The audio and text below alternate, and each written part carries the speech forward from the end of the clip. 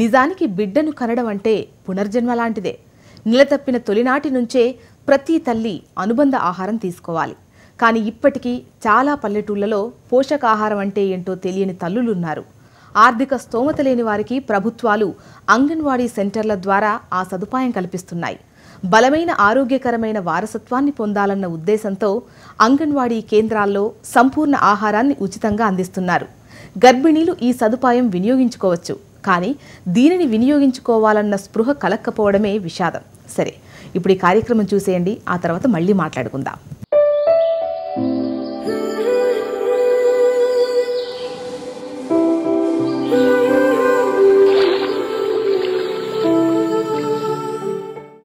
నమస్తే అండి పూర్ణిమ నాగరాజు. సో మనలో కొంతమందిని చూస్తూ ఉంటాము, అంటే బయట సమాజంలో కానివ్వండి, లేకపోతే ఇంట్లో వ్యక్తులు కానివ్వండి, ఎక్కువగా చాదస్తూ ఉంటుంది. చెప్పిందే చెప్పి, లేకపోతే ఇది చేయ అది ఇక్కడ ఎందుకు పెట్టావు, తుడిచిందే తుడవటము, సర్దిందే సర్దటం, ఇలాంటి చాదస్తం మనుషులు ఉంటారు. ఈ చాదస్తాన్ని అంటే మనం ఏమనుకోవాలి? మానసిక వ్యాధి అనుకోవాలా, లేకపోతే వాళ్ళు అలా అలవాటు పడిపోయారనుకోవచ్చా? వీళ్ళని ఎలా మనం ట్రీట్ చేయాలి? చాదస్తం అనేది అందరికీ ఉంటుందండి. ఇప్పుడు సపోజ్ మోస్ట్ కామన్ చాదస్తం ఏంటంటే, రోజంతా హ్యాపీగా నవ్వుకున్నాను, నేను సాయంత్రం ఎన్ని బాధలు చూడాల్సి వస్తుందో. Isn't it? బయటికి వెళ్ళేటప్పుడు 1కి 4 సార్లు మనం లాక్ పడిందా లేదా చూస్తాము. స్టవ్ ఆఫ్ చేసినప్పుడు ఒక 4 సార్లు చూస్తాం, స్టవ్ ఆఫ్ చేసినా లేదా, బయటికి వెళ్తున్నాము లేకపోతే టూర్కి వెళ్తున్నాము అని. అట్లాగే నైట్ టవర్ బోల్ట్ వేసినప్పుడు కూడా 2-3 సార్లు చూసుకుంటాం. సో ఈ చాదస్తం అనేది, అతి జాగ్రత్త అనేది అందరికీ ఉంటుందండి. ఎస్పెషల్లీ పిల్లల పట్ల మనం ఏదైనా ప్రవర్తిస్తే కూడా సారీ సారీ సారీ సారీ అని 50 సార్లు చెప్తాము. లేకపోతే ఇదిగో జాగ్రత్తగా ఉండు 40 సార్లు చెప్తాం. ఇది అంతవరకు ఓకే. సో ఒక 3-4 టైమ్స్ 5-6 టైమ్స్ వరకు ఓకే.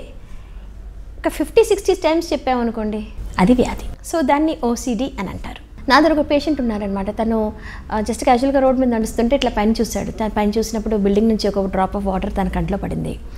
ఇది ఎయిడ్స్ వ్యాధికి సంబంధించిన నీళ్లు, అంటే ఎవరు ఉమ్మారు, ఎయిడ్స్ పేషెంట్ ఉమ్మారు అని సడన్గా తనకు ఒక అబ్నార్మల్ థాట్ వచ్చి ఇంకా ఎయిడ్స్ టెస్ట్ చేయించుకోవడం అనేది కంటిన్యూస్గా చేశారనమాట. దీన్ని OCD వ్యాధి అని అంటారు.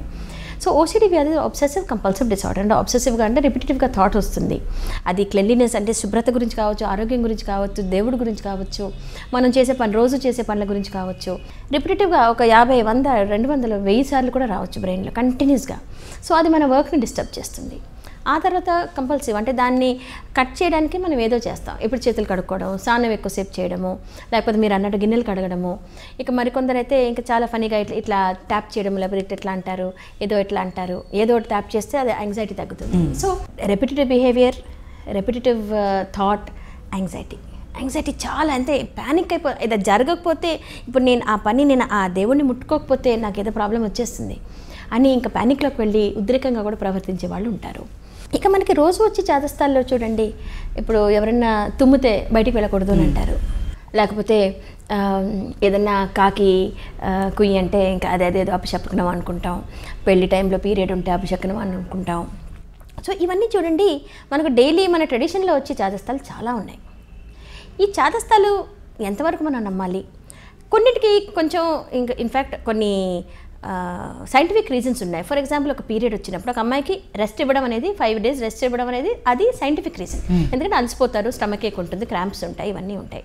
కానీ చాప మీద కూర్చోబెట్టాలి, తను పెరుగు ముట్టుకుంటే ప్రాబ్లము, పచ్చడి ముడ్జాడి ముట్టుకుంటే దాంట్లో ఫంగస్ వచ్చేస్తుంది, పాలు ముట్టుకుంటే విరిగిపోతాయి, లేకపోతే ఇటువంటి నడిస్తే తన ఛాయ పడితే కూడా ప్రాబ్లం అనుకోవడం అది చాదస్తం. ఇప్పుడు ఒక విడోకి మనం ఒక శుభకార్యాలకు పిలవం, లేకపోతే తను ఎదురొస్తే చిచిచి అంటాం. ఇంకా విలేజెస్లో ఇది ఇంకా చాలామణి అవుతుంది. సో ఇవన్నీ చూడండి చాదస్తాలు. ఏదో అయిపోతుందన్న భయంతో మనం ఒక రాంగ్ ఐడియాని మన బ్రెయిన్లో పెట్టుకొని దాన్ని ఇంకా జనరేషన్స్ టుగెదర్ దాన్ని కంటిన్యూ చేస్తూ ఉంటాం. సో ఇది మన సొసైటీలో జరిగే చాదస్తాలని డెఫినెట్గా మనం ఫైట్ చేయాలి. అండ్ మనం క్వశ్చన్ చేయాలి, చేస్తే ఏమవుతుంది, ముట్టుకుంటే ఏమవుతుంది అని అనుకుంటే యాక్చువల్గా ఏం కాదు. సో ఇది మనం ఛాలెంజ్ చేసినప్పుడు ఓకే ఇదేం కాదు కదా అని మనం కొంచెం మనసులో కొంచెం సంజాసి మనం చెప్పుకొని మనం కొంచెం ముందుకు వెళ్ళొచ్చు. కానీ వ్యాధి రూపంలో ఉన్నప్పుడు మనం ఎన్ని సంజాషీలు చెప్పుకున్నా సరే బ్రెయిన్ వినదు. మనసు చంచలం ఇటు అటు వెళ్తూనే ఉంటుంది, మనం దాంతోపాటు మనల్ని కూడా లాగుతూనే ఉంటుంది. సో అప్పుడు యాంగ్జైటీ బాగా పెరిగినప్పుడు ఇక they have to take help అనమాట. సో సైకలాజికల్ హెల్ప్ అనేది చాలా ఇంపార్టెంట్. సో ఇది ఒక కరెక్ట్ డయాగ్నోసిస్లోకి వెళ్ళిపోయి ఒకవేళ వాళ్ళకి ఏదైనా ఈ ఓసిడి వ్యాధి ఉంది అని అనిపిస్తే అప్పుడు దానికి తగిన చికిత్స అనేది తీసుకోవాలి. తగిన చికిత్స అంటే ఏంటి మీరు అడగలరు. తాత్కాలికంగా మందులు వాడాలి, బిహేవియర్ థెరపీ తీసుకోవాలి. దీనికి కాగ్నిటివ్ బిహేవియర్ థెరపీ అనేది యాక్సెప్టివ్ మోడ్ ట్రీట్మెంట్. సో దాంతోపాటు మనకి ఈ కౌన్సిలింగ్, ఫ్యామిలీ సపోర్టు ప్లస్ తాత్కాలికంగా మందులు వాడితే డెఫినెట్గా తగ్గుతుంది. ఇక పోతే రోజువారీగా జరిగే చాదస్తాలని మనమంతా ఇంటెలిజెంట్ ఈ రోజుల్లో, వెరీ ఎడ్యుకేటెడ్ పీపుల్ అండి. అమ్మ ఏదో చెప్పింది అందుకే మనం చేయాల్సిందే, పాటించాల్సిందే, లేకపోతే అమ్మమ్మ లేకపోతే వాళ్ళ అమ్మమ్మ ఏదో చెప్పింది మనం పాటించాల్సిందే అని మూర్ఖంగా ఏది పాటించకూడదు. సైంటిఫిక్గా ఆలోచించాలి, దాని గురించి చదవాలి, అవగాహన పొందాలి.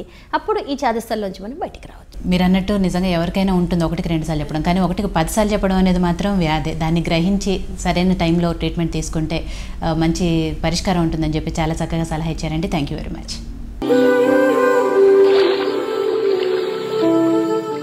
ఇప్పుడు చిన్న విరామం తీసుకుందాం, కానీ అంతకన్నా ముందు చిన్న చిట్కా చూసేద్దాం.